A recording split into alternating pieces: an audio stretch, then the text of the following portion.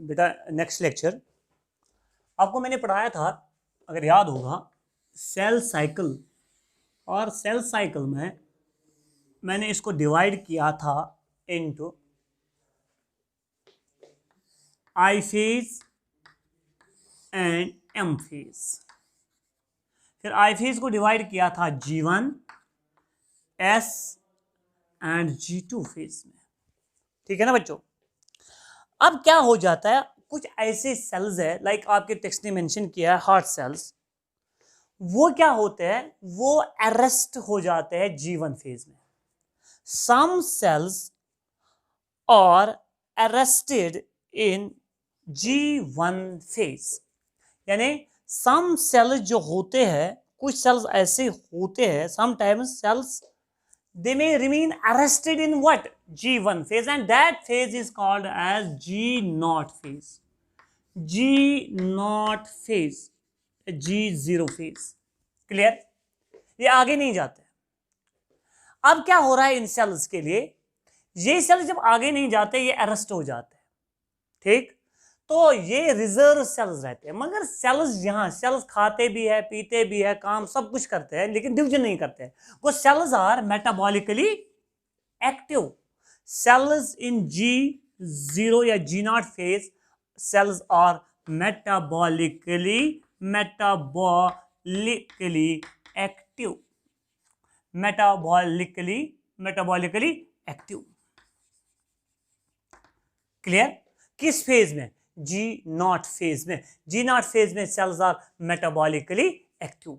Sir ये क्या हमेशा रहते हैं G0 फेज में? नहीं, कुछ ऐसे सेल्स है जब इनको मौका मिलता है, जब इनको सिग्नल मिलती है, वो क्या हो जाते हैं, वो G0 फेज से निकल के आते हैं और वो एंटर हो जाते हैं इनटू द सेल साइकिल। मगर ऐसे भी कुछ सेल्स है जो हमेशा के लिए G0 फेज में रहते हैं। मिसाल के तौर पर हमारे पास है नर्व सेल्स, हमारे पास है नर्व सेल्स। जो हमारे बॉडी के सेल्स है ना, ये G0 फेज में है। बॉडी के सेल्स G0 फेज, ये ऑलवेज डिवाइड नहीं करते। मिसाल अगर सेल रोजान डिवाइड करान इंसान वजह खबर को, लेकिन सेल्स रुक जाते हैं, सेल्स रुक जाते हैं। मिसाल कहीं जख्म लग गया, तब वहां सेल्स, जब जख्म लगेगा जो इर्द गिर्द के सेल्स है, तब वो डिवाइड करेंगे फॉर हीलिंग ऑफ वॉन्ड्स। तब तक वो डिवाइड नहीं करते हैं। इसका मतलब है तब तक वो किस फेज में थे? G0 फेज में। जो ही इनको स्टिमुलस मिला, माइटोजिन मिला, तब जाके उन सेल्स ने स्टार्ट किया है डिवीजन। इसका मतलब है most of the cells remain in G0 phase, but when they receive the stimulus, they come out from the G0 phase and enter into the cell cycle. मगर कुछ सेल्स ऐसे होते हैं जो हमेशा G0 फेज में रहते हैं। मिसाल के तौर पर मैंने एग्जांपल दी है नर्व सेल्स। क्लियर बेटा? ओके। ये जो सेल साइकिल है ना, एक फेज से निकलना है दूसरे फेज में जाना है, the cell cycle is regulate. ये रेगुलेशन कौन करता है? उसका नाम है cyclins and cyclin dependent kinases. Cyclin dependent kinases, dependent kinases, cyclins and cyclin dependent kinesis.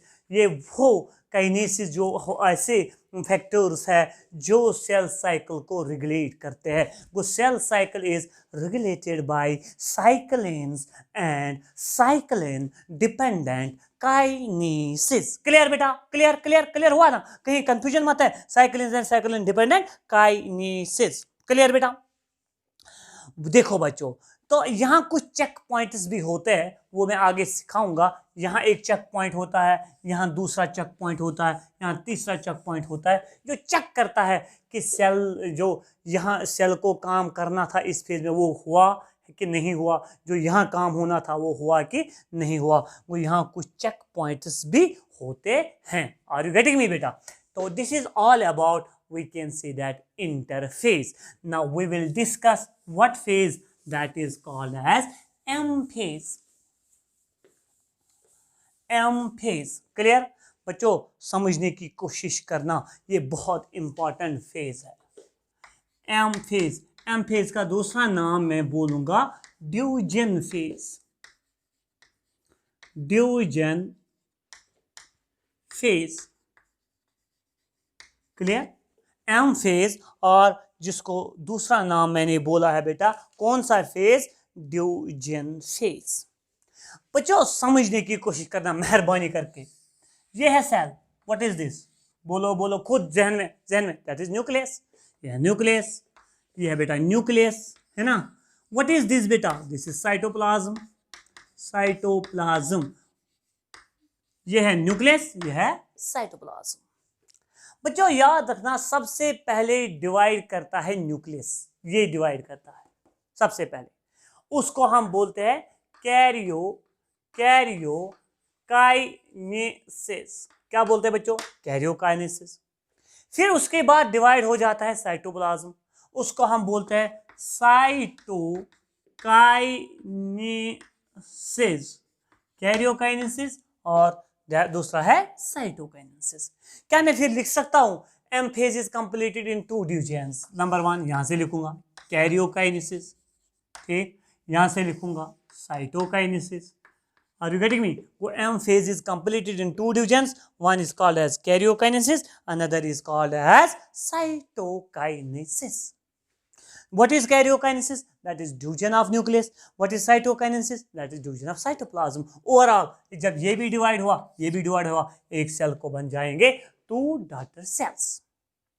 अब बात है बच्चों, depending upon the type of cell, समझने की कोशिश करना। ये आसान है मगर टफ लगता है, बहुत आसान है। अगर इंसान की सेल है तो एनिमल सेल बोलेंगे, अगर एक प्लांट की सेल है तो प्लांट सेल बोलेंगे, अगर एक गोनेड की सेल है, इंसान की सेल मगर गोनेड की सेल, टेस्टिस की सेल है, ओरी की सेल है तो ओरी की सेल बोलेंगे, गोनेड सेल बोलेंगे। Are you getting me? अगर ये बैक्टीरियल सेल है तो बैक्टीरियल सेल बोलेंगे, depending upon the type of cell, depending upon the type of cell. M phase is divided into 3 divisions. Number 1 is called as mitosis. Mitosis, ठीक। Number 2 is called as meiosis. And number 3 जो आपको यहाँ text, आपके text में बिल्कुल लिखा ही नहीं, लेकिन हाँ मैं बोलूंगा बेटा, उसका नाम है एमाइटोसिस। Mitosis, meiosis, amitosis. पहले बात करेंगे किसकी बेटा? माइटोसिस की। वो ये किस बुनियाद पे मैंने डिवीजन किया है? Depending upon the type of cell, cell कौन सी है। अगर सेल बॉडी की सेल है तो माइटोसिस दिखाएगी, अगर गोनेड की सेल है तो मियोसिस दिखाएगी, अगर बैक्टीरियल सेल है तो एमाइटोसिस दिखाएगी। क्लियर? तो पहले हम बात करेंगे बच्चों किसकी? That is mitosis.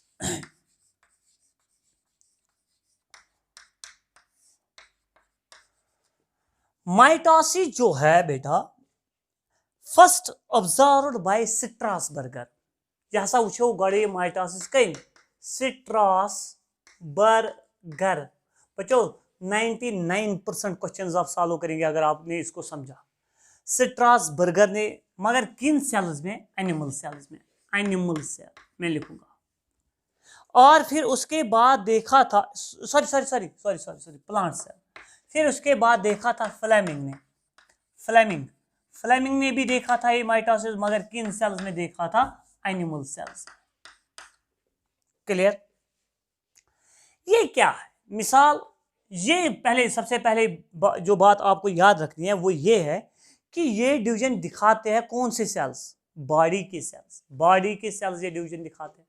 मानो here is the cell of the body, ये बॉडी की सेल है।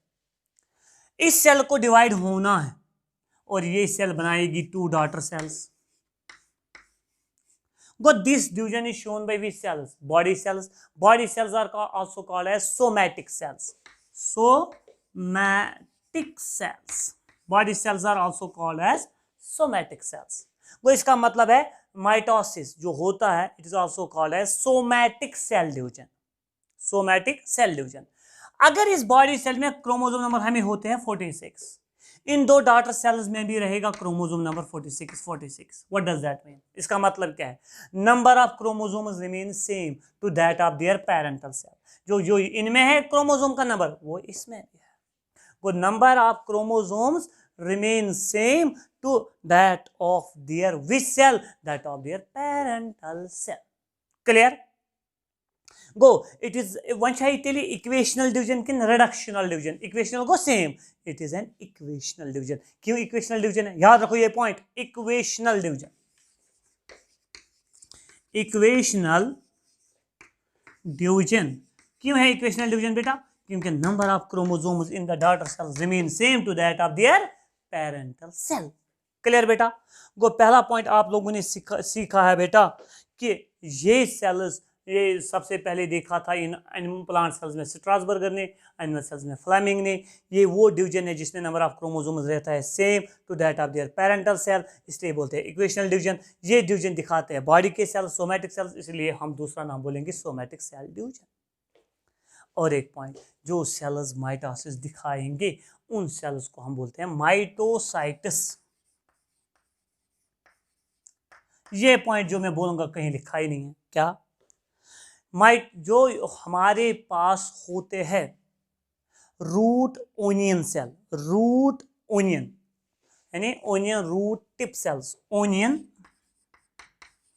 Root tip cells, they are best दपन तम हसा असल क्या to study mitosis. Which among the following cells are best to study the mitosis? That is onion root tip cells. Onion root tip cells.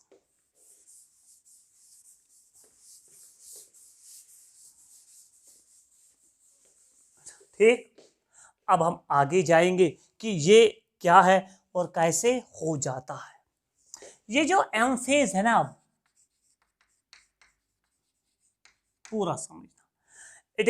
It is completed in 4 subphases. एक को हम बोलते हैं प्रोफेज, दूसरे को हम बोलते हैं मेटाफेज, तीसरे को हम बोलते हैं एनाफेज,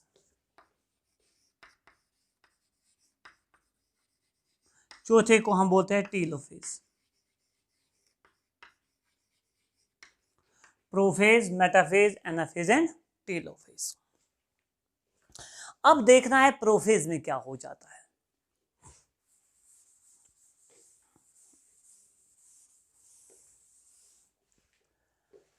प्रोफेज जो होता है ये पहला फेज है। मिसाल के तौर पर ये हमारे पास सेल साइकिल है, इस माइटोसिस का सेल साइकिल है।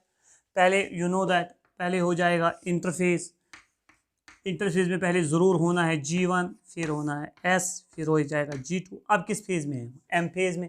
एम फेज़ कितने फेजेस में कंप्लीट हो जाता है? 1, 2, 3 और 4। इसका नाम क्या आएगा? प्रोफेज। इसका नाम क्या आएगा? मेटाफेज। इसका नाम क्या आएगा? एनाफेज। और इसका नाम आएगा टीलोफेज। क्लियर?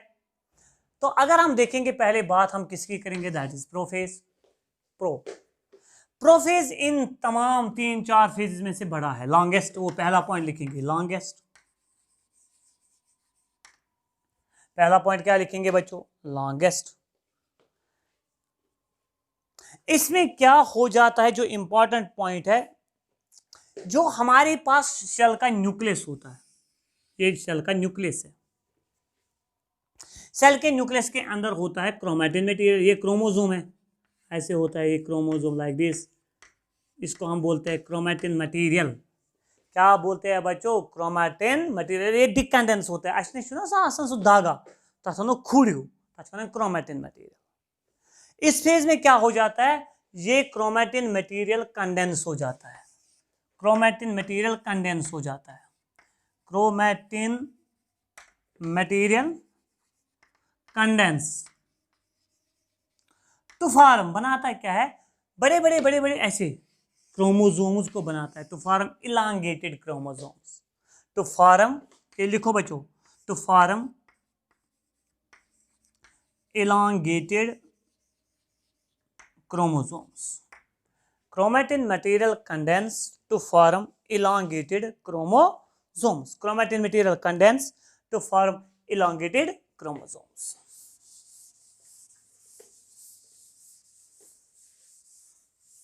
नंबर 1। नंबर 2, अब लग रहा है जो एक क्रोमैटिन, मिसाल के तौर पर ये ऐसे है, ये ऐसे है, ये ऐसे है, ये ऐसे है। हर एक क्रोमोसोम के पास होते हैं 2 सिस्टर क्रोमेटिड्स। ये मतलब ये बनो में एक यो सो तन अको डुप्लीकेशन कर कत फेज में एस फेज में इन बनो तम विज पानस ब्या लाइक दिस। हर एक के पास होता है 2, यानी ये एक और ये दूसरा। वो each chromosome possesses 2 sister chromatid, इनको आपस में बोला जाता है sister chromatids. Sister chromatids,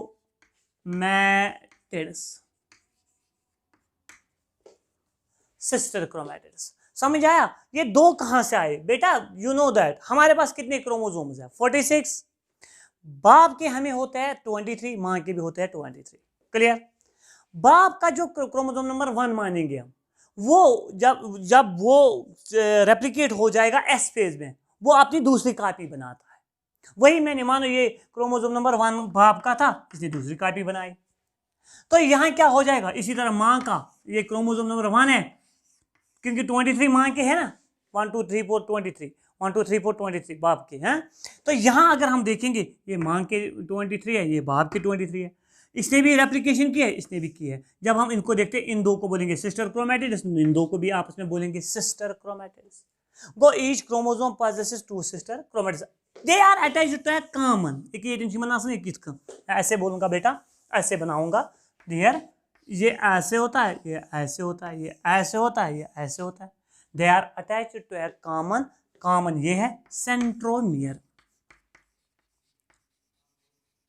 they are attached to a common centromere. Shabash. They are attached to a shabash shabash to a common centromere. They are attached to a common centromere. Clear हुआ? Okay. सुनो मेरी बात को, each sister chromatid is attached to a common centromere. common centromere के इर्द गिर्द होता है एक protein that is called as kinetochore. kinetochore, kinetochore, ठीक है बेटा? वो दे are attached to A common centromere. हाँ वह यहाँ actually we can say that sister chromatids are attached to what? Sister chromatids are attached to a common centromere. Centromere is surrounded by kinetochore. यहां तक समझ आया ना बच्चों? अब सुनो मेरी बात।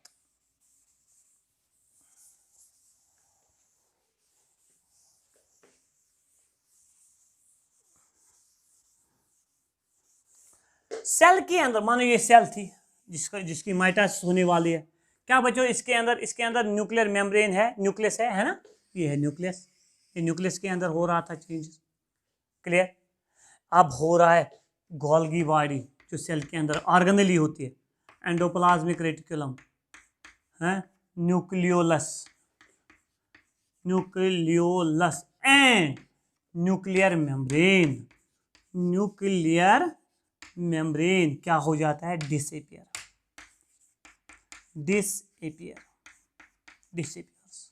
ये 4 चीजें डिसअपियर हो जाते हैं।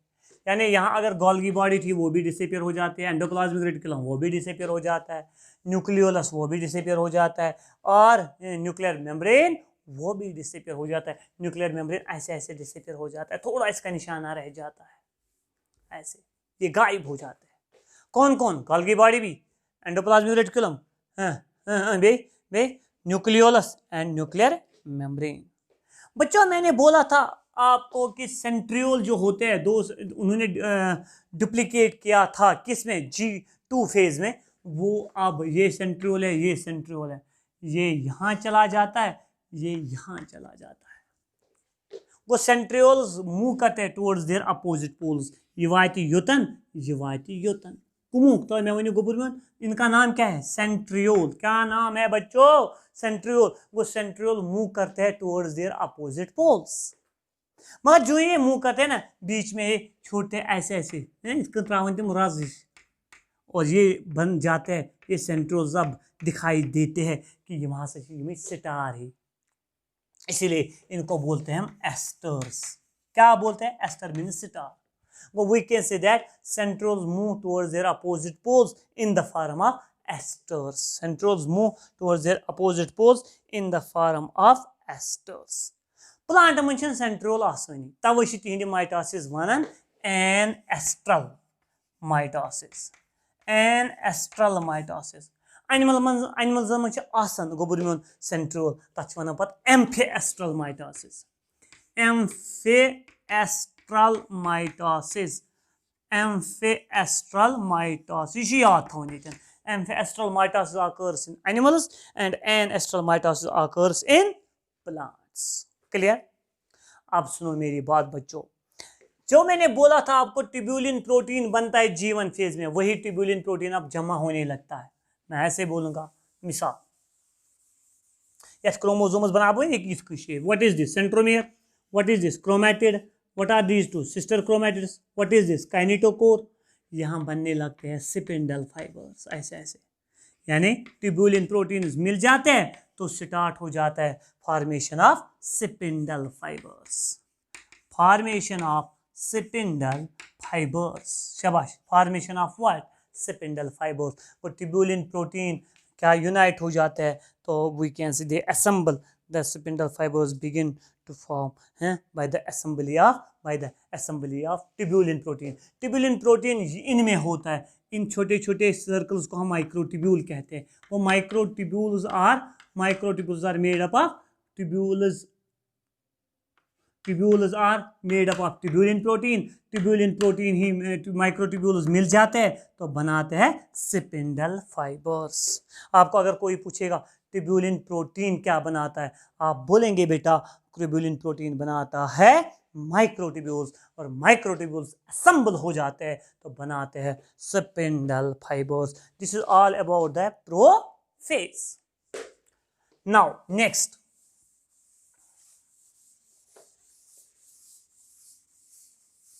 आप अपनी टेक्स्ट सामने रखना बेटा और घर में पढ़ना, हर एक क्वेश्चन आएगा.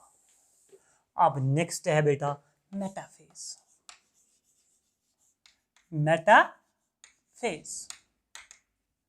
Metaphase is the most important phase. Sir हमें कब पता चलेगा कि अब आया है मेटाफेज? जब कंप्लीटली डिसअपियर हो जाएगा न्यूक्लियर मेम्ब्रेन. न्यूक्लियर मेम्ब्रेन मैंने दिखाया था आप लोगों को कि न्यूक्लियर मेम्ब्रेन, ये न्यूक्लियर मेम्ब्रेन है. Are you getting me? ये सेल है, सारी सेल है. मैंने बोला था ये थोड़ा थोड़ा डिसअपियर हो जाता है. तो जब ये कंप्लीटली डिसअपियर हो जाएगा, that is the sign, that is the indication कि कौन सा फेज आया है, मेटाफेज आया है. वो पहला पॉइंट आप लिखेंगे, complete disappearance of nuclear membrane is the sign of metaphase. ठीक, पहला पॉइंट. इस फेज में क्रोमोसोम जो होते हैं वो हाईली कंडेंस हो जाते हैं. मिसाल इसका छोट तो मोट यीत्या क्रोमोसोम वन सा सान सेलन मज कत क्रोमोसोम 46, मगर तमो 46 क्या कर्म रेप्लिकेशन बन माज हिंद बन 23 बे मगर सत इथे कन फादर सद बन 23 बे मगर सत टोटल कतन ये टोटल 46 अड़ माज हिंद अड़ मल सत. मगर अगर वो ना गोबर मोन मिसाल के तौर पर यहाँ क्या है, व्हाट इज दिस? तुला मे वन एस्टर वन बनो ना एस्टर पत क्या बनो तुला यार मैंने क्या बनो अस बन ना स्पिंडल फाइबर. एक बन ना हमने स्पिंडल फाइबर्स. यही स्पिंडल फाइबर्स अब यहाँ क्या था, इसके सेंट्रोमियर के इर्द गिर्द काइनेटोकोर, ये इसके साथ कनेक्ट हो जाते हैं. कौन? Spindle fibres gets connected with the kinetochores of each chromosome. और दूसरा पॉइंट ये है कि क्रोमोसोम्स पूरे कंडेंस हो जाते हैं, छोटे और मोटे हो जाते हैं. क्या बच्चों अब हम इस काबिल है कि हम इनको देख सकते हैं और इनका नंबर काउंट कर सकते हैं? यस सर, क्योंकि इसी में सबसे ज़्यादा कंडेंसेशन हो जाते हैं और इसी में सबसे ज़्यादा वी कैन से दैट ये छोटे बन जाते हैं. वो वी कैन से दैट, ये पॉइंट अंडरलाइन करना, metaphase is the best stage. Metaphase is the best stage. Metaphase is the best stage to क्या गोबरमन? To count and study morphology of chromosomes. Metaphase is the best stage to count and study the morphology of chromosomes. Guys, el to bozne tele tar to fikri kota soti kota mot numbers to hiki win kota chromosome chaiten. Go metaphase is the best stage to study the to study the morphology and to count the number of chromosomes. This is all about. और एक चीज ये है कि ये सारे chromosomes align हो जाते हैं. मिसाल ये माज क्रोमोसोम नंबर 1 माज क्रोमोसोम नंबर 1 ती योतन इथे कड़ी माज क्रोमोसोम नंबर 2 योतन मिसाल इथे कड़ी माज इथे इन सारी यथ लाइन पे अथ लाइन वन इक्वेटर. क्या बोला जाता है? इक्वेटर. तमें मतलब क्यों गो गुबरा क्रोमोसोम्स अलाइन. अलाइन मतलब गो यहां से अलाइनमेंट कर यमो क्रोमोसोम्स अलाइन ऑन इक्वेटर. बेवनी क्रोमोसोम्स अलाइन ऑन इक्वेटर. तो बनाते हैं एक प्लेट जिस प्लेट को हम ये टेक्स्ट ने लिखा है इक्वेटोरियल प्लेट.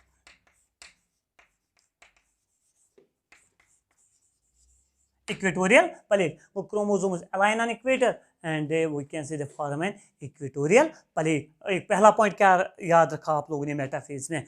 जब complete disappearance of nuclear membrane हो जाएगा तो बोलेंगे हम मेटाफेज आया है. और इस फेज में कंडेंस हो जाते हैं क्रोमोसोम्स और वे हम इस काबिल होते हैं we are in a position to study the morphology and to count the number of chromosomes. Number 3 कि क्रोमोसोम्स अलाइन हुए हैं किस पे? इक्वेटर पे. तो और we can say that spindle fibres connect हुए with the kinetochore of each chromosome. This is all about metaphase. Now we will discuss anaphase.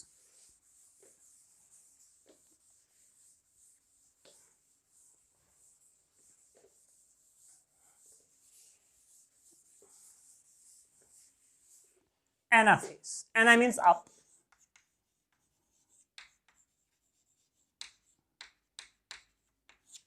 Anaphase. ये सबसे छोटा smallest phase.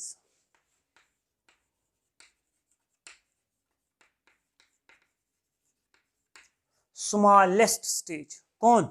Anaphase is the smallest stage. देखो बच्चों ये है cell. मानो ये है एस्टर.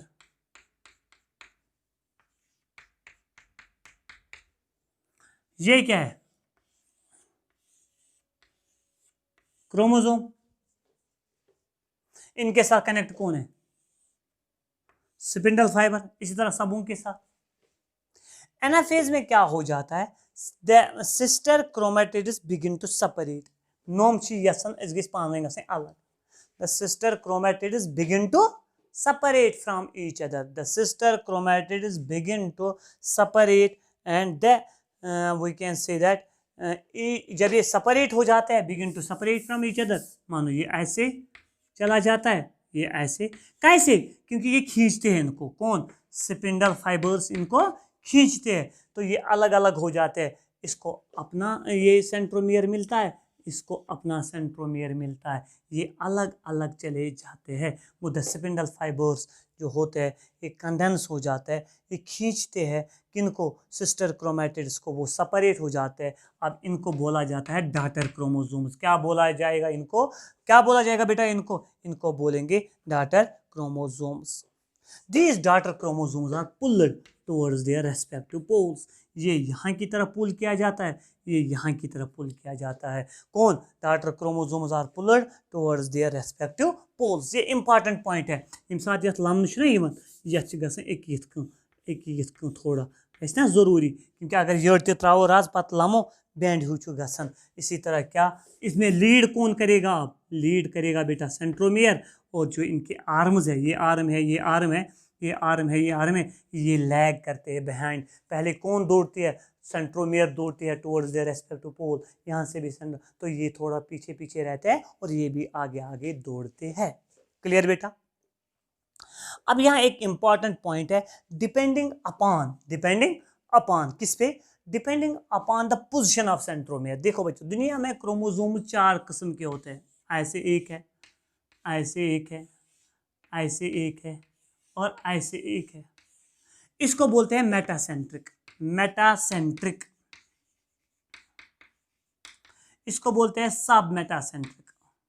इसको बोलते हैं सब मेटासेंट्रिक. इसको बोलते हैं एक्रोसेंट्रिक और इसको बोलते हैं टीलोसेंट्रिक।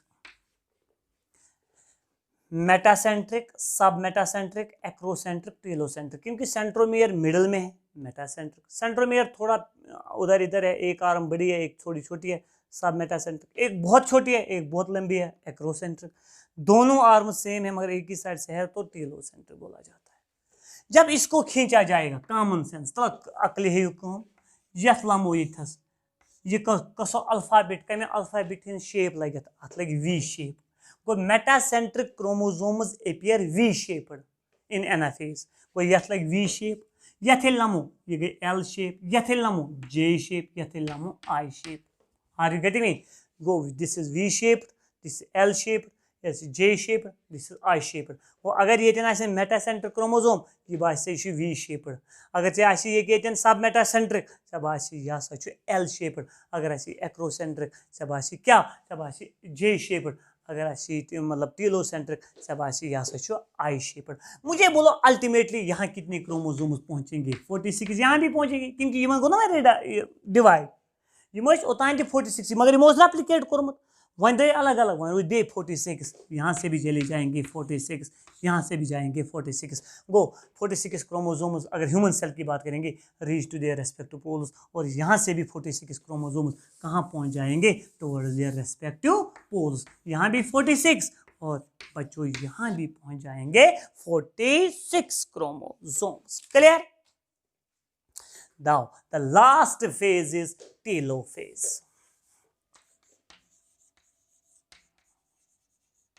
टीलोफेज, टीलोफेज में क्या हो रहा है?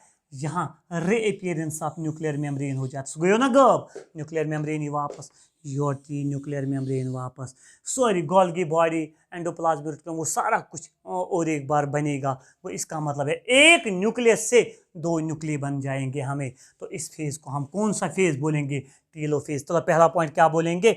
Reappearance of nuclear membrane nucleolus and we can say that nuclear membrane nucleolus Golgi body and endoplasmic reticulum. और बच्चों इस वक्त मेरे पास यहाँ कितने क्रोमोसोम्स हैं? 46। ये वापस हो जाएंगे डिकंडेंस दूर दूर यानी खुली हुई है तक गो chromosomes decondense to form chromatin material बनी बे ते फॉर्म क्रोमैटिन मटेरियल।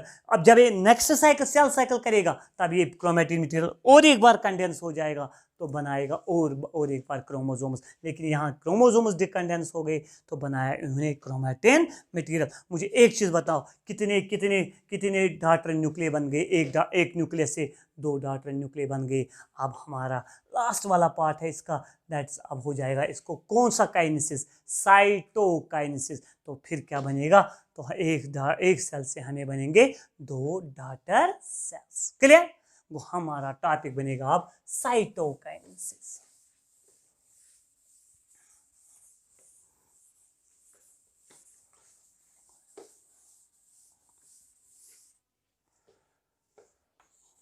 साइटोकाइनेसिस